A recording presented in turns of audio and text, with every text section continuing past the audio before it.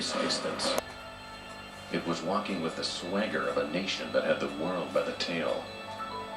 Scientists had harnessed nuclear energy. Jet-propelled airplanes were breaking speed records, and the race to space was on. But perhaps more than anything else, one thing melded imagination and consumerism, putting this era in perfect context. The concept car. Unlike satellites, rockets, and jet planes, these dream cars were accessible. People flocked to auto shows to see concept cars in their titanium-bodied glory. They were snapshots of how America perceived its future. They were simply out of sight, unforgettable. But what happened to them? Most were destroyed. Some just plain vanished. But amazingly, some are still here. I mean, there's very little to the imagination about what this car is supposed to be. And if you put a long enough wing on it, it probably would fly. We don't know how this car survived because in-house engineering prototypes are usually destroyed right away. This car, it is believed, was just put in a warehouse somewhere and forgotten about. Reintroducing the 1954 GM XP21 Firebird and the 1955 Mercury D528 Beldone.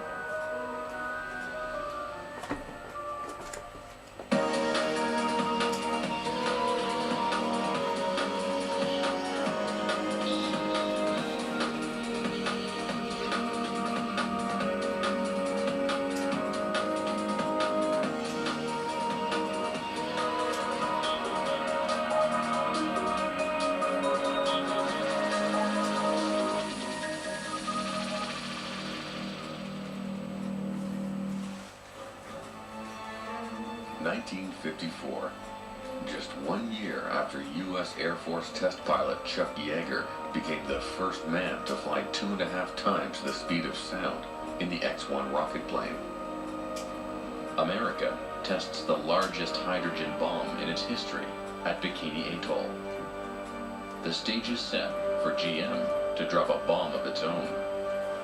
This is the 1954 XP21 Firebird.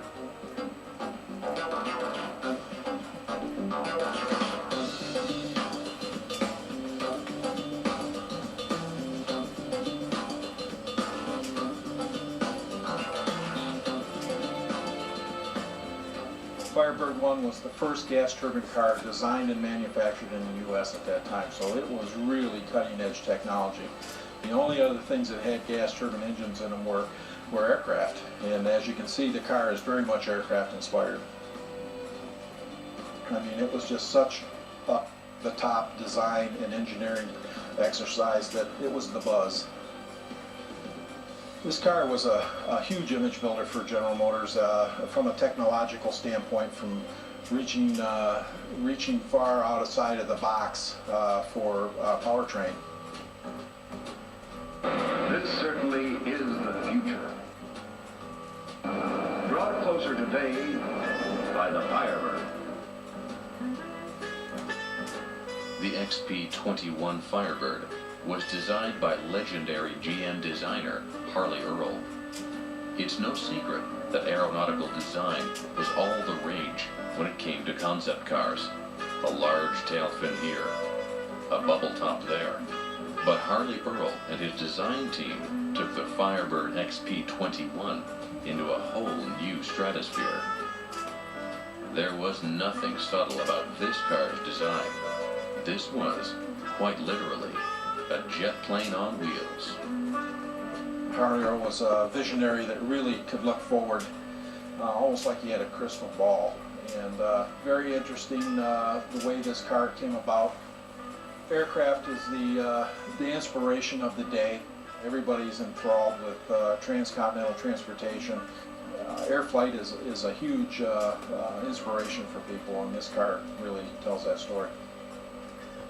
When you get up really close to the car, you really see the aircraft-inspired design from the latches to the canopy, and on the interior, very much aircraft. All the gauges are aircraft inspired. Even the steering wheel is a twin yoke style steering wheel. Stepping back a little bit here, we have the Whirlfire turbine power gas turbine engine. One of the most remarkable things about this, other than being a gas turbine, is the craftsmanship that went into building these engines in the early 50s. From the welds to the manifolding in the aluminum parts and stainless steel. It's just a masterpiece of craftsmanship. Moving back, you can see it's very aerodynamic shape, very much like an aircraft. Notice the Pinto style indicator or speedometer. And then it has a speed brake where these flaps open up to help slow the car down. In the back is the exhaust system, which is very much like a jet aircraft. And the heat coming out of that is very much like a jet aircraft as well. You wouldn't want to be standing back there. It would probably set you on fire. Plenty of concept cars in the 50s could talk the talk. But when it came to the walking part, forget it. They may have looked like jets, but they drove like cars, if they even drove at all. But the Firebird XP21 was very different. It could walk the walk in a way that was completely revolutionary. This concept car not only looked like a jet, but with its fully functional turbine engine, it drove like one too. Gas turbine engine is basically, if you look at a windmill that you see on a farm, the wind blows and the windmill spins. A gas turbine engine develops a tremendous amount of heat, about 1650 degrees, and it blows hot gas across an internal windmill. That windmill is hooked to a shaft which goes to a transmission, and that's what drives the vehicle forward. The unique thing about gas turbine engines is they'll run on a variety of fuels: gasoline, kerosene, fuel oil. One of the things that's unique about the gas turbine engine is its high RPM, which requires special manufacture. It runs at an operating speed of around 35,000 RPM and with an idle speed of around 15,000 RPM. This car sounds very much like a taxiing jet aircraft, small personal, something like a Learjet. It sounds a lot like a Learjet taxiing around. Has the same smells, the same rev up as a personal jet. One problem with creating an operational turbine-powered jet plane on wheels is that somebody had to have enough nerve to drive it. With the XP21 Firebird, there was a fine line between driving and flying. It was obvious that operating this concept car would require something more than your average dealership car jockey. GM engineers might have wondered, do we hire a test driver or a test pilot? Whoever GM hired to test drive it would have to have the right stuff. Eventually, this four-wheeled rocket was test-driven on the GM proving grounds in Arizona by Firebird supervisor Emmett Conklin. He personally researched the concept of a turbine-powered car for decades, so he was a natural choice. But there was another authorized driver, somebody with a slightly higher profile. It was a very specialized car, and the last thing Harley wanted was somebody getting injured in this car. Most of the testing was done by three-time Indianapolis winner Maury Rose. So many of the pictures you see in film footage, this car has Maury Rose, the famous Indianapolis race car winner, driving it. He had the background with race cars, which enabled him to react quickly to a car with this kind of power. So why weren't American citizens soaring down city streets in these wheeled rockets? Well, the engineering details that made this concept car so incredible are the very same ones that excluded it from any plans of mass production. Along with the gas turbine engine and its unique capabilities, it is an expensive engine to produce. Mass production of an engine like this would require a whole line of vehicles. So you have to have a gas turbine economy to make them affordable. The cons on this vehicle are the power band. You go from 15,000 RPM at idle to 35 plus thousand RPM at cruise speeds. So there's a huge transition, about 15,000 plus RPM transition, which is pretty tough to convert to transmission power, to shaft power. Around town, it doesn't accelerate up and down as easily and as freely as a gas piston-driven engine does. But if you were to have this car out on a place where you were going to go for a long distance, it'd be wonderful. In the end, there would only ever be one XP21 Firebird. Over a decade later, the Firebird moniker would resurface in that much tamer form of the 1967 Pontiac Firebird. But the name was the only resemblance. Firebird 1, as it became known, didn't get mass-produced. But this outrageous concept car did produce a rich legacy. Within the next few years, GM would release 2 more Firebird turbine-powered concept cars. This groundbreaking turbine trilogy inspired a whole generation of automotive designers. Certainly, the tail fin design got crazier and crazier throughout the 50s, and some of that's attributable to the design of this car. Just about any 59 GM car has an exaggerated tail fin on it someplace. The tail fin design originally was an aircraft-inspired design from the famous P-38 Lightning aircraft of World War II, but that was probably the pivotal point in which aircraft design was translated into automotive design. Every concept car usually has its typical 15 minutes of fame, but they don't all survive. The Firebird 1 did. In fact, it's never left the safety of GM's ownership. This car could have garnered astronomical amounts of money if put up for auction. But there is no price tag for a major piece of automotive history. This was a huge car for General Motors, and the success of this car drove the other 2 Firebird concepts as well, Firebird 2 and 3. The cars that were destined for the dump were generally cars that didn't really make an impact to begin with, but things like the Firebird were saved, and it was known from the very beginning that they were going to be saved.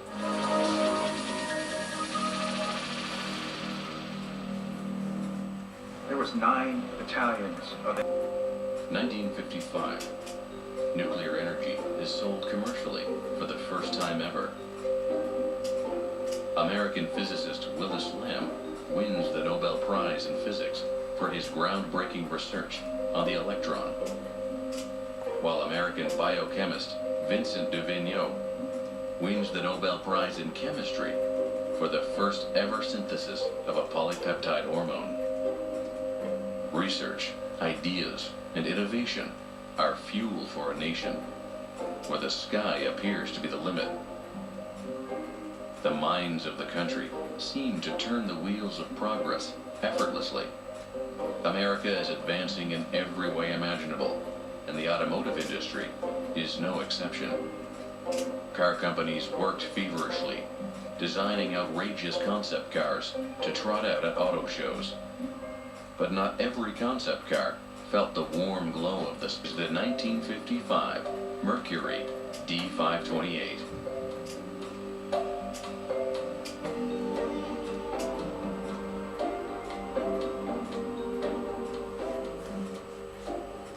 This car was designed by Ford to experiment with new technologies in air conditioning, rollover protection, and packaging of major components. This car blazed a lot of technology trails for Ford, but it was never seen publicly. It was something that Ford kept inside, in-house. It did not show the public because they wanted to experiment with all kinds of different things. Back in the early 50s and even into the late 50s, air conditioning systems were very, very bulky, and it was necessary to put giant evaporators in the trunk, which is about the only place that they would fit. Doing that and also trying to accommodate the spare and the gas tank took up a lot of room. So what Ford thought is, well, let's try some different packaging options here. Let's take, well, we don't have much choice. We have to leave the evaporator where it was. But what we can do is we can take the gas tank from the bottom and lower the floor, thus giving ourselves more luggage room. We can put the gas tank on one side, and we can take the spare tire out, giving us even more luggage room, and put the spare tire on the other side. The idea behind the air conditioning system was to channel the cold air up through the C-pillars and through a space in between the headliner and the roof. And there were progressively larger holes in the headliner, beginning at the back and going towards the front. So the air conditioning, and as it went up in the roof, the high pressure air would come through the smaller holes first, and then as it got farther forward, it would go through the larger holes, and you would theoretically get a very even distribution of cool air gently descending upon you. The fact that we don't have air conditioning systems like that today kind of tells you where that technology went, but you have to give Ford credit for trying.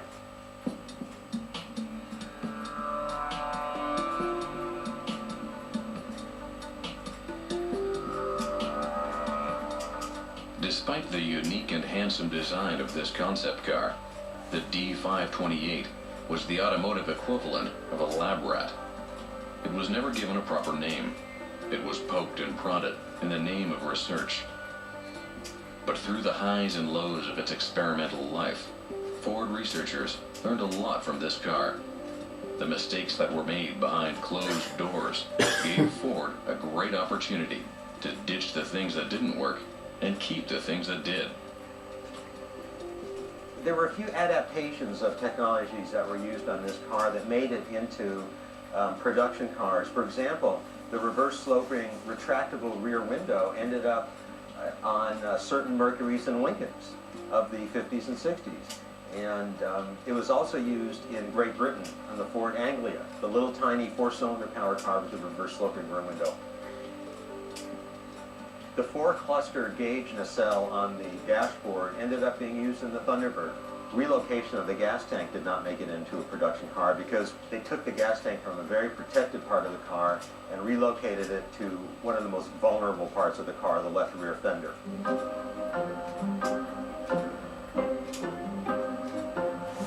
In the world of concept cars, the show cars are the ones that get remembered. After their rounds on the show circuit are complete, their public exposure often helps spare them from the crusher.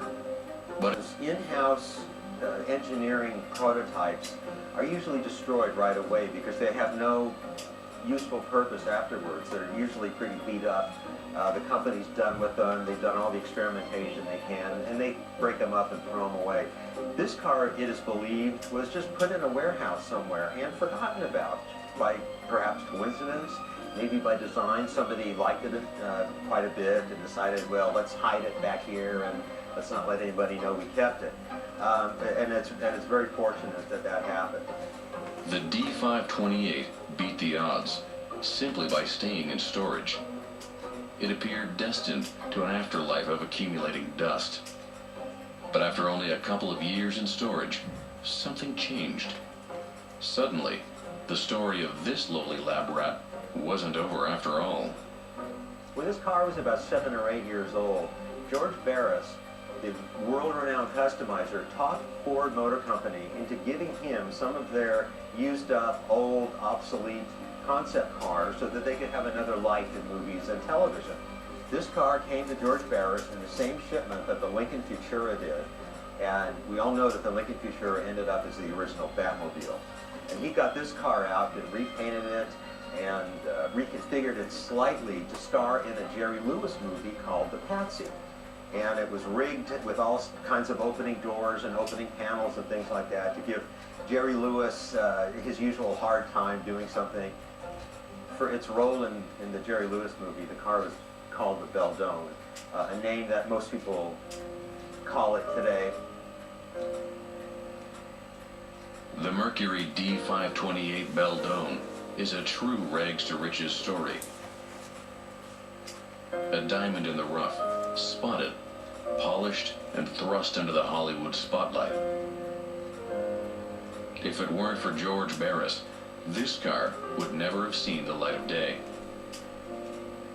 But even after the Beldone's unlikely rise to stardom, it was still almost lost to the obscurity of the private market.